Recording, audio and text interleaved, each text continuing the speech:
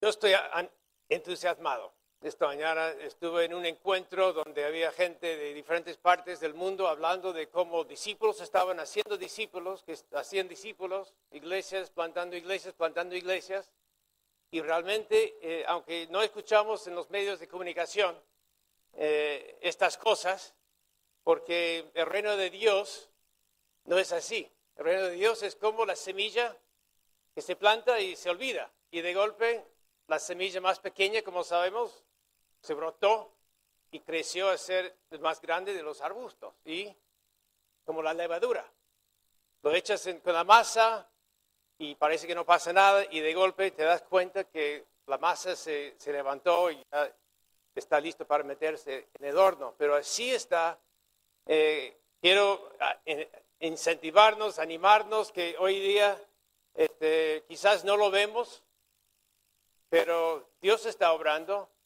Y no digo, yo voy a estar refiriendo muchas veces quizás a África y Asia, donde estamos hablando de los pueblos no alcanzados o menos alcanzados. España tiene el Evangelio, pero de la misma manera necesitamos un mover de Dios en nuestro medio. Tú vas a cualquier iglesia en España, necesitamos la obra del Señor, del Espíritu Santo en nuestro medio para alcanzar este país, aunque haya una iglesia. Entonces yo quiero decir de que con lo que yo estoy escuchando, posiblemente podemos ser la última generación antes de que venga Cristo. Yo sé que, decimos, no sabemos, todo parece como que siempre fuera, eso se decía desde los discípulos de Jesús, ya el tiempo llega, el tiempo se acerca, pero ahora les voy a contar por qué lo siento que posiblemente somos la última generación. Quiero luego dar un caso de estudio de algo que está pasando en África y cómo desafiarnos. Si fuera nosotros la última generación, entonces, ¿cómo tenemos que correr la última vuelta? Ahora, después vamos a ver este caso de estudio. Antes digo, la idea es que lo que estamos entendiendo, hablo de esta generación donde en cuanto vivimos. Cuando yo estaba empezando en el tema de las misiones, vivía en América Latina, se empezó a destacar el tema de las naciones, que naciones eran etnias, y hablaba de 18,000 etnias, y en aquel entonces 8,000 etnias sin el Evangelio. Entonces, hoy día, lo que ha cambiado es de que se está apuntando, se está tratando de ya hacer algo entre estas etnias cada vez más. ¿Y qué queremos hacer? ¿Qué es lo que hay que hacer? Obviamente no va a haber iglesias como esta iglesia, con una estructura, algo bonito, algo sólido, porque en países musulmanes, países donde no hay nada, no empiezas así. Entonces, ¿cómo hacemos que crezca el Evangelio? ¿Cómo crece el Evangelio? El reino de Dios. Vamos a decir el reino de Dios, usar esa terminología. El Evangelio del reino, el reino de Dios crece de así, desapercibido, de a poquito, pero a veces ya cuando arranca se acelera y va creciendo rápido. Y la forma que estamos en esta generación viendo de que Jesús no es nada nuevo. ¿Cómo hizo la obra Jesús? Él escogió discípulos y decía a sus discípulos, haz discípulos. ¿Se acuerda? Entonces ellos entendieron que, soy discípulo, tengo que hacer discípulos. Enseñaron a sus discípulos que tienen que hacer discípulos. Y eso empieza a producir discípulos que hacen discípulos, una multiplicación de discípulos y una multiplicación de iglesias. Y esto es lo que está ocurriendo en este tiempo. Eso está ocurriendo y usando una estrategia antigua. También Jesús dijo, sanad a los enfermos, levantad a los muertos, liberad a los endemoniados. Y hacían ellos esto, y esto también se está haciendo. en este tiempo, en África, en Asia, y seguramente en algunos sitios que desconocemos, que cuando menos esperamos. Y también decía, espera, ¿qué? No te vayas hasta que han recibido el Espíritu Santo. También el poder del Espíritu Santo que está actuando. Y de esa manera, y con esa estrategia, estamos viendo cosas preciosas, y voy a destacar un caso de estudio, pero decir de que así se está haciendo, eso es un caso que está produciendo movimientos. ¿Qué es un movimiento? Un movimiento es cuando esto ocurre, discípulos, haciendo discípulos, iglesias, sembrando iglesias, hasta que hay generaciones, múltiples generaciones de discípulos, de iglesias, y una cierta cantidad, quizás 100 iglesias, dicen, con 100 iglesias o con 1000 personas y con 4 generaciones ya se convierte esa multiplicación en un movimiento. Entonces yo me acuerdo en Argentina, hace 20 años, se decía de que se empezó a escuchar de esa palabra, movimientos, de que había unos movimientos, pero contabas en 2 manos, 10 o menos de 10 movimientos que sabía que estaba ocurriendo en el mundo. Y luego en el 2003, o sea, 5 años después, se hablaba de 30 movimientos. En 2008, 5 años después, se hablaba de 80 movimientos.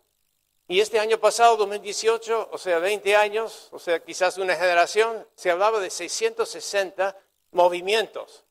Entonces, esto es lo que va así, ¿no? De 10 a 30, 80 y a 660, algo está pasando. Y lo interesante que está pasando entre los que no han recibido antes el Evangelio en muchos casos. Entonces, esto me animó a decir de que realmente, ¿qué decía Jesús en Mateo 24:14? Lo saben. Este Evangelio del Reino será predicado entre todas las naciones como testimonio de mí, y luego vendrá el fin. Entonces, parte de lo que está tardando la segunda vuelta de Cristo es de que hay muchos pueblos, muchas etnias que todavía no han recibido el Evangelio, pero eso es lo que está cambiando. Eso es lo que yo escuché de Asia, de África, de cómo esto está pasando. También la Biblia se está traduciendo. Todas estas etnias tienen su idioma. Y había un hombre de un grupo que está traduciendo la Biblia que dice en África hay 1300 Nuevos Testamentos o idiomas del Nuevo Testamento que se está traduciendo. Y tarda un año. Y ahora algo importante que quiero destacar. ¿Quién está haciendo todo esto? Está haciendo gente normal como tú y yo, gente ordinaria haciendo lo extraordinario por el poder de Dios. Realmente es gente, y van a ver ahora vamos a ver si lo puede pasar al 5. Sigue. Ahí. El siguiente. Uno más. Ahí. Habían 2 africanos. Yo veo las fotos de estos 2 africanos, no se ve gente importante, se ve gente normal. Y ellos 2, de 2 países distintos, del norte de Chad, de Sierra Leone, fueron a Níger. Y ahí es de este caso de estudio. Y ellos querían hacer buscar gente que podía hacer este método, el método de Jesús. Discípulos que hacen discípulos. Siguiente. Entonces llegaron a esta ciudad y habían 3 iglesias ya, pero eran iglesias de subsahariana. Y eso es una zona de Tuareg. Tuareg es la etnia no alcanzada, muy pocos cristianos entre los Tuareg y los Fulani. Y las iglesias que había eran iglesias de subsaharianos que iban para Libia y para Europa. Y se quedaban allí. Uno de los pastores, sin embargo, fue un Tuareg que se convirtió hace 27 años por medio de un misionero francés. Y el misionero francés decía, claro, este tiene que formarse, lo mandó fuera del país a un instituto bíblico y volvió ya un pastor ordenado en una iglesia tradicional. entre un pueblo no alcanzado. ¿Qué hizo? Poco. Un convertido en 27 años. Y llegan estos dos africanos y a la vez que están llegando y conociendo a Baba, el pastor, conocieron a Ibrahim, un tuareg que en el mismo momento que ellos llegaron tuvo una experiencia sobrenatural con Dios, por medio de Dios, se convirtió y es un seguidor de Jesús, nuevo. Y él empieza, el siguiente, entonces lo enseñan a él se convierte, ya es un seguidor de Jesús, discípulo de Jesús, y le enseña ese método de cómo buscar las personas de paz, hacer estudios bíblicos por descubrimiento, obedecer lo que tú aprendes, orar mucho. Y entonces él dijo, yo lo puedo hacer. El siguiente. Entonces él agarró 4 de sus amigos, sus conocidos, y empezó a hacer un estudio bíblico por descubrimiento, que es, nadie es el maestro, nadie es el que sabe todo, todos están leyendo y descubriendo. Este recién toma su decisión, no sabe mucho. Ellos empiezan a estudiar y el siguiente, 2 de ellos, 2 de los 4, toman su decisión y siguen a Jesús, los que tienen el recuadro rojo. ¿Sigue? Uno de ellos va a donde él es y empieza a hacer lo mismo. Con lo poco que él aprendió y entendió de Brahim, lo hizo y se ve el 2. Entonces, él formó su propio grupo en su pueblo. El siguiente, el otro cristiano se quedó porque él era de la misma ciudad y él empezó también a hacer estudios bíblicos. Siguiente, los otros 2 no se convirtieron, no son seguidores de Jesús todavía, pero fueron a donde ellos eran y empezaron a hacer lo mismo, con lo que sabían hacer un estudio bíblico por descubrimiento y lo hacían. Siguiente, y ellos se convierten. Ellos mismos, mientras están siguiendo los estudios bíblicos por descubrimiento, conocen al Señor. Siguiente, uno de ellos conoce gente en Argelia y va a Argelia y encuentra gente receptiva y forma 8 grupos. Y ya el 3 significa es la tercera generación. Lo que empezó con Brahim, continuó en su pueblo, en la tercera generación ya está en Argelia. Siguiente, 2 mujeres. 2 mujeres también empezaron su proceso. No vamos a decir que aceptaron a Cristo, eso es terminología que no encaja. Una mujer pidió un Nuevo Testamento de Brahim, ¿y qué pasa? Ella descubrió su marido de que ella estaba leyendo la Biblia y estaba enfadísimo y los llevó a la corte islámica y junto con su padre querían matarla. Y tenía una Biblia que Brahim le había dado, entonces Brahim fue a la corte islámica. ¿Y qué pasó? Ella dijo, Brahim no tiene nada que ver. Yo vi el cambio de su vida tan radical que yo decía, yo quiero esto. Y él me dio, porque yo le pedí la Biblia. Ahí en la corte, eso es una historia que a mí me gusta, porque pidió palabra, le dieron palabra, que ella decía, si ustedes mueren hoy mismo, ¿saben qué va a pasar contigo? Y ninguno decía nada porque nadie sabe. En Islam, ni Mohammed sabía. Pero ella decía, yo sé que si hoy muero, yo voy a estar con Jesús en los cielos. Y hubo un silencio en la corte. La otra mujer tuvo que ir, entonces ella después, ella tuvo que irse a Libia, porque si no, no podía quedarse con su marido y en su lugar. Y la otra, la otra fue también inició estudios bíblicos, buscó personas de paz y hizo estudios bíblicos. Ahora, la última foto es de Baba, es el pastor, que tenía 27 años como pastor de una iglesia con un solo convertido, y él empezó a hacer lo mismo. Lo que aprendió de los otros africanos, empezó a hacer lo mismo y lo hizo en la cárcel. Y un hombre, el siguiente, creo que No, ponme para atrás. Ahí. Un hombre, Mohammed, se convierte en la cárcel. Y cuando salió de la cárcel, él quería ir a la iglesia de Baba. Claro, Baba lo ayudó a conocer al Señor. Y Baba dijo, por favor, no vaya a la iglesia. Quédate entre tu gente, tu familia, tus amigos y comparte lo que Jesús ha hecho por ti. ¿Te suena? Jesús dijo al hombre de los Gadarenos, no puedes seguirme a mí. Tú quédate y dile a todos las maravillas que Dios ha hecho en tu vida. Y este hombre se quedó y la mayor parte de su familia tomó su decisión de seguir a Cristo.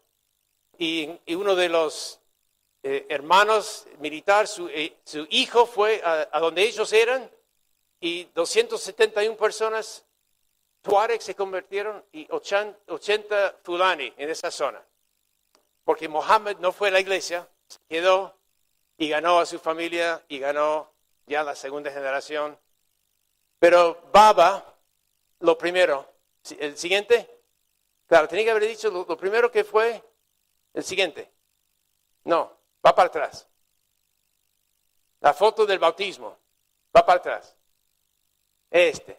Claro, lo primero que hizo Baba fue bautizar a su hermano mayor. Imagínense, el hermano mayor de los 27 años está con él. Pero algo cambió. Y ahora vio un discípulo de Jesús y su primer convertido después fue su propio hermano mayor. Sigue, luego Mohammed, luego su familia. Y cuando en esta zona al sur querían que estos dos africanos fueran a enseñar ese método de hacer discípulos que hacen discípulos. Y fue. Pero claro, cuando llegaron, se encontraron con los que les habían invitado, la mayor parte eran musulmanes, 6 cristianos y 24 musulmanes. Pero cuando hicieron la capacitación, ni fue estudios bíblicos, fue una formación, 15 de los 24 musulmanes se convierten. Y en este proceso de la formación, un jefe de aldea cercano le pide que vaya allí. Y fueron y 17 se convirtieron allí. Y esa es la primera reunión de la iglesia de allí. Encontraron un árbol. Esto se convirtió en la iglesia con estos nuevos que tomaron su decisión. Yo estoy hablando de algo que ha pasado en estos últimos 2 años, 2016 a 2018. Y continúa porque estos 271 Tuareg y 80 Fulani ya están entrando a Mali. Pues ya tienes lo que empezó en Níger. Pasó primero a Argelia, ¿se acuerdan? Después la mujer fue a Libia y ahora están yendo a Mali. Y así va. Esto no es un movimiento tampoco, porque tienen 3 generaciones hasta ahora. Pero es algo que Dios está haciendo. Como decía Pamela, se puede saber de 660 movimientos, cosas significativas, cosas emocionantes como vemos aquí. Además de eso, todo lo que Dios está haciendo, no sabemos, porque no sabemos todo lo que Dios está haciendo. El siguiente. Y la respuesta, Lucas 5:26, eso está en inglés, pero les voy a decir en español, ya saben. La respuesta cuando Jesús hacía en Lucas 5 maravillas tan significativas, tan grandes, ¿qué decía la gente? No había una sola respuesta. Todos quedaron asombrados y también alababan a Dios. Estaban llenos de temor y decían, hoy hemos visto maravillas. ¿Saben lo precioso de todo esto? ¿Quién es el protagonista? ¿Quién de esa gente se destaca? Nadie. Hay un solo protagonista, que es el Señor Jesús. Y realmente vemos y escuchamos lo que Dios está haciendo. Este es un sitio en la Sahara. Es un sitio olvidado, desconocido, lo que Dios está haciendo. Y no puedes decir, bueno, fue Ibrahim, fue Baba. No, fue Jesús, fue Dios que está haciendo cosas preciosas. Y si nosotros estamos dispuestos a dejar el protagonismo con nuestro Dios y simplemente hacer lo que nos pidió hacer, ser discípulos que hace discípulos y hace discípulos, vamos a seguir viendo y siendo asombrados por la obra de lo que Dios está haciendo. me gustó un versículo que leí ahora en estos días, de que Jesús después en Mateo 13 está hablando de las parábolas del reino de los cielos.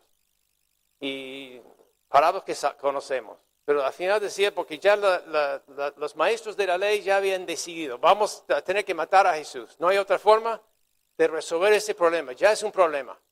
Y él decía que no van a escuchar y no oír, van a ver pero no entender.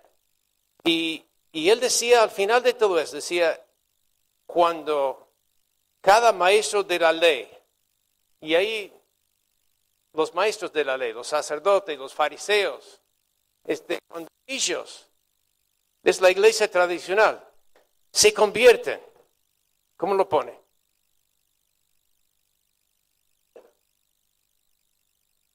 Cuando lleguen a ser discípulos del reino de Dios, es como el dueño de la casa que saca los tesoros nuevos junto con los tesoros viejos. Nosotros podemos sacar tesoros de la iglesia. A mí me gusta la iglesia, como tenemos la iglesia aquí, la iglesia establecida. Me llena la alabanza. Yo puedo apreciar la comunidad, la comunión con los hermanos. Pero esta gente también tiene tesoros nuevos que no se va a experimentar en una iglesia como esta iglesia. Esto se experimenta en cualquier sitio, cualquier casa, cualquier lugar donde la gente estudia, descubre lo que Dios les quiere decir y qué tienen que poner en práctica, qué tienen que obedecer. Entonces, el desafío para mí, porque yo estoy recargado con mi cultura cristiana. Yo vengo de nacimiento en la iglesia. Primero en Norteamérica, después en Sudamérica, ahora en España, casi 20 años. Y nuestra cultura no nos ayuda. Muchas cosas no nos sirve en otros contextos y ni nos sirve en nuestra España de hoy día. ¿Por qué no tenemos más gente? ¿Por qué no tenemos más gente joven en la iglesia? Tenemos que seguir buscando cómo puedo presentar a Jesús, cómo puedo ser discípulo de Jesús. Y en estos sitios, como en Níger, ¿cómo va a ser la iglesia? No va a ser así, seguramente. ¿Cómo se va a ver la iglesia donde se reúne? Estoy pensando en dos personas que para comparar esa diferencia entre la iglesia tradicional, establecida, la cultura cristiana y los que hacen discípulos. Hay un español muy destacado, un catalán, Carlos Madrigal. ¿Les suena? Él fue a Turquía hace 25, 30 años, hace mucho tiempo. Crió a su familia en Estambul. Fue un hombre excepcional, un hombre formado, un hombre que allí plantó una iglesia y el pionero en el sentido de que él decía al gobierno turco, bueno, ya tengo una iglesia, cada iglesia necesita un pastor. Y el gobierno turco le dio su residencia como pastor evangélico por primera vez. Un hombre que ha escrito libros sobre la Trinidad, por ejemplo. Es un hombre muy preparado y ha hecho un trabajo excelente en Estambul. Y él es parte de la iglesia cristiana turca que tiene 5,000 personas. Hoy en día, la iglesia cristiana en Turquía tiene más o menos 5,000 personas y está creciendo a 10% por año. Entonces, este año pasado habrá crecido 500. ¿Qué pasa en Turquía? Cada año nacen 1,000 personas. Entonces hay 1,000,000, 1,000,000 sube la población. Entonces hay 1,000,000 de nuevos musulmanes y 500 nuevos cristianos. Entonces, por algún motivo, Jesús nos dio una estrategia que necesitamos para un lugar como Turquía, porque así no se mantiene la población cristiana con la población musulmana en este país. Y lo comparo con otro amigo mío, colega, que está en el sureste de Asia, muy parecido a Carlos Madrigal. Él también se formó en el seminario, entró a este país como para enseñar en un seminario cristiano en este país y sigue hasta el día de hoy entrenando y enseñando en el seminario cristiano. Pero él ha hecho esto lo que yo mostré en este caso de estudio. Él está enseñando sus discípulos. Él tiene 17 discípulos de ese país y con ellos está continuamente formándolos. Se hacen encuentros trimestrales, retiros, y continuamente está invirtiendo en ellos. Y ellos están invirtiendo en sus discípulos, que están invirtiendo en sus discípulos. Y en 12 años, el promedio de crecimiento de este movimiento, esto ya es uno de los 660 movimientos, esto ha crecido a 70% cada año. Eso es mucho porque eso significa cada 2 años se triplica. Y ahora en 12 años, él fue de 0 a 150,000 discípulos. Vamos a decir discípulos, no vamos a decir ni cristianos, discípulos de Jesús. Entonces, si esto en 2 años se triplica, ¿cuánto es? 450,000, casi medio millón. 2 años más se triplica, 1,350,000. 2 años más, casi 4 millones. Así sí. Así se va alcanzando un pueblo, una etnia. Y eso es lo que 2 personas que respeto, tengo alto respeto, tanto para Carlos Madrigal, para este colega que está en el sureste de Asia, por el trabajo que están haciendo, por la formación que tienen. Pero esto me anima a mí a decir que nosotros necesitamos volver a la manera de lo que hizo Jesús. Y también lo digo con otro ejemplo de 2 famosos militares, en el año, más o menos el año 1800 en Estados Unidos. Fue comisionados por el presidente Jefferson en aquel entonces, porque sabía de que había otro océano, estaba en el Atlántico, y sabía que el Pacífico estaba allí. Y pensaba que el río Missouri les iba a llegar al otro océano. Y eso iba a abrir todo el continente para el comercio. Entonces el presidente pidió un hombre, Lewis, y él agarró otro, Clark, y con 32 de los elite, los militares de unidades especiales, como se dicen, salieron para llegar al Océano Pacífico, 1800, 1805, por ahí. Entonces en sus canoas, fueron expertos con las canoas, y llegaron a donde se acabó el río Missouri, y no había ningún océano, lo que había eran montañas. ¿Cómo se dice? Las montañas Rockies, las rocosas. Pero pensando de que era como todo el mundo sabía, de que este río les iba a llevar al Océano Pacífico, y estaba seguro, entonces con sus canoas subieron la montaña, esperando a que cruzar la montaña, ya iba a ver el Océano Pacífico. ¿Qué pasa? Llegaron arriba, más montañas, y ya las canoas no les servían. Y tenían que formarse, dejar lo que sabían muy bien hacer, porque la canoa ya no sirve en la montaña, y tuvieron que entregar canoas por caballos. Y tenían que aprender a montar y usar los caballos, porque con los caballos podían seguir y llegar. Y llegaron. Fue sumamente difícil, pero lo lograron. Pero estuvieron dispuestos a cambiar sus canoas por caballos. Y creo que eso también a mí me ayuda. ¿Qué es lo que yo necesito dejar que no me sirve en este mundo? Porque en este mundo, tanto aquí en España, Estados Unidos, la iglesia no atrae a la gente como antes. No tenemos una cosmovisión, todos, y una aceptación de la religión de nuestra nación. Ya esto es distinto. Entonces, realmente, diferente, yo me acuerdo cómo era la iglesia en California, donde fui criado en aquel entonces, y cómo está hoy día.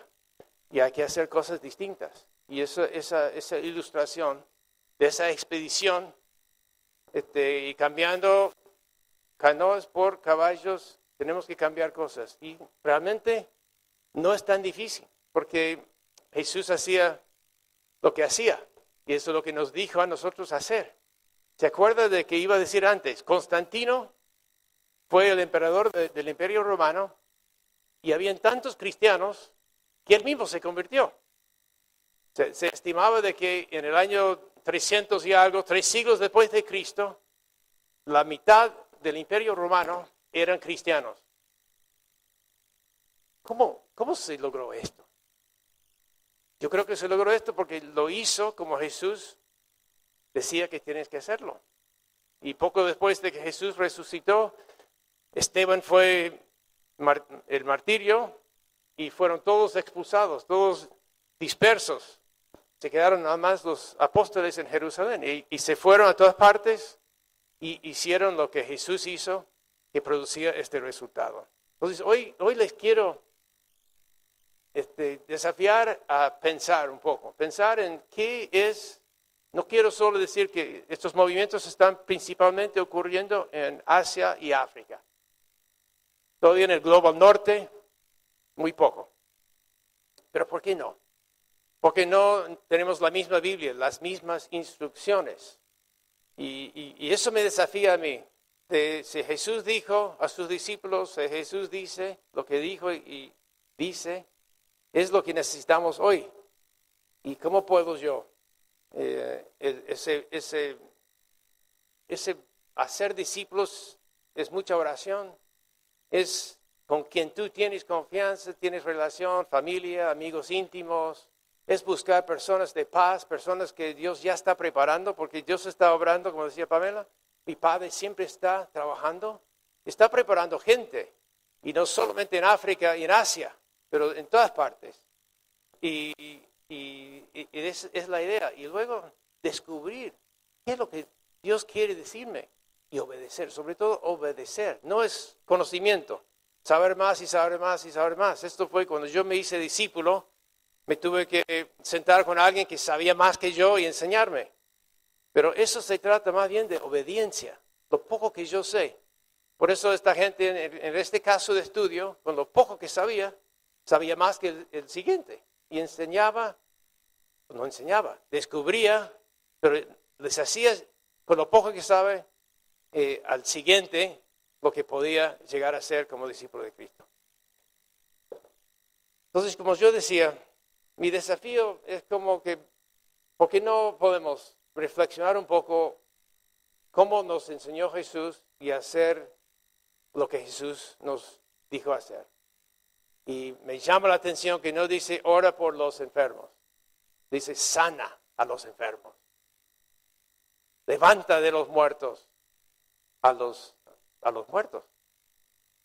Otro africano muy parecido a estos dos africanos, estuve con él también hace 2 años, del mismo año, y él me contó, y yo había leído en un libro, una experiencia que él tuvo cuando puso en práctica este mandamiento de Jesús.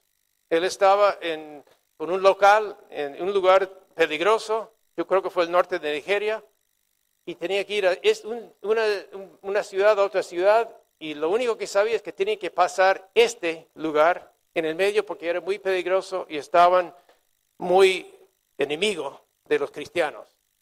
Entonces estaban yendo y cuando llegaron justo a este punto, se rompe la moto y no tenía otra opción sino meterse en este pueblo. Y entonces, a la vez que esto ocurrió, Dios le dijo a esta persona que yo estuve con él un día y me dijo, el Señor me empezó a decir, prepárate, tengo algo para ti en este lugar. Y llegando se dieron cuenta de que algo había pasado y justamente lo que pasó fue que la esposa del jefe del pueblo había fallecido en el mismo día y estaban haciendo todo lo que hacemos aquí. Todo el mundo estaba llorando, todo el mundo estaba preparando las cosas.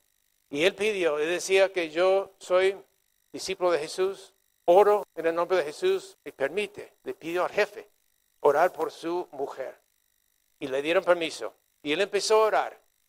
Y estaba orando y oró 1 hora y no pasó nada.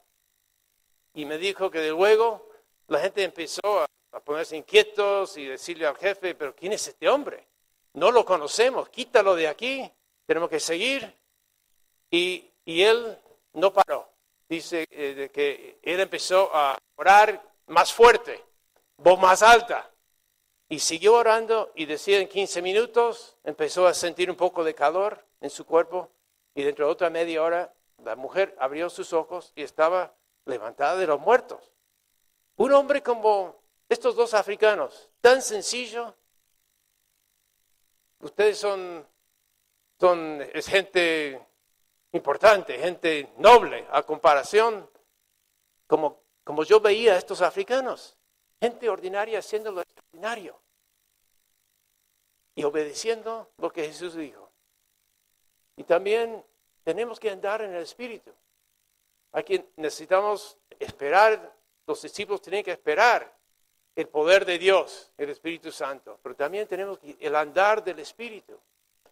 Y me gusta como una persona lo expresó, es el andar en el Espíritu, es como entregándonos a su voluntad, a cada palabra suya, esperando a Dios en oración y caminando con una postura de oración, evitando y huyendo del pecado en nuestras vidas para que podamos seguir la dirección y ser capaces de sentir el mover de su Espíritu Santo. El fruto del Espíritu. Vivir con ese fruto del Espíritu. La gente africana, mansa, amable, accesible. Y me hizo acordar un brasileño que estuvo entre los campamentos de los sirios. Hace poco me lo contó, hace poco tiempo. Me dijo que estuvo repartiendo ropa, comida a los refugiados y se dio cuenta de un niño de 4 años le estaba siguiendo. Pero cada vez que lo vio y quiso acercarse o invitarle, se corrió. Y luego recordó que tiene unos dulces, caramelos. Entonces cuando le ofreció los dulces, se acercó el niño. Y finalmente cuando este niño le llega y está al lado de él, le ofrece los caramelos y dice que no lo tomó. Dice, dame un abrazo. ¿Por qué? ¿Habrá visto algo del amor de Cristo? ¿Habrá sentido algo del Espíritu Santo? Y le dio un abrazo antes de coger los caramelos. Claro, después supo de que los dos, su padre, su madre y su hermana mayor fueron matados enfrente de sus ojos. Estaba viviendo con sus abuelos en el campamento y necesitaba un abrazo. Pero seguramente vio en el siervo algo. Entonces, hermanos, es sencillo, pero ¿qué requiere? Requiere un andar por fe, un andar esperando el mover de Dios, que Dios obre, porque nosotros no podemos hacer lo que Jesús hace. Pero podemos, y cualquiera puede, cualquier persona normal puede hacer lo que Jesús pidió, aquí lo que hicieron sus discípulos y lo que se están haciendo. Y el fruto que está produciendo a mí me anima a considerar qué tengo que hacer yo, qué tengo que cambiar yo, qué es lo que no me sirve y qué tengo que coger que sí sirve en este tiempo. También me anima el 2 de Pedro, cuando dice, el Señor es paciente con vosotros, con nosotros, no queriendo que ninguno perezca, sino que todos procedan al arrepentimiento. ¿Verdad? ¿Por qué no ha venido Jesús de vuelta por segunda vez? Está siendo paciente no con ellos, porque ellos están sin saber lo que no tienen, están pacientes con nosotros. Entonces, y decía 2000 años, muchos pueden decir, bueno, ¿qué podemos decir? Todo sigue igual, nadie sabe ni la hora. Algunos han dicho, este día, y pasa el día, entonces somos más escépticos después.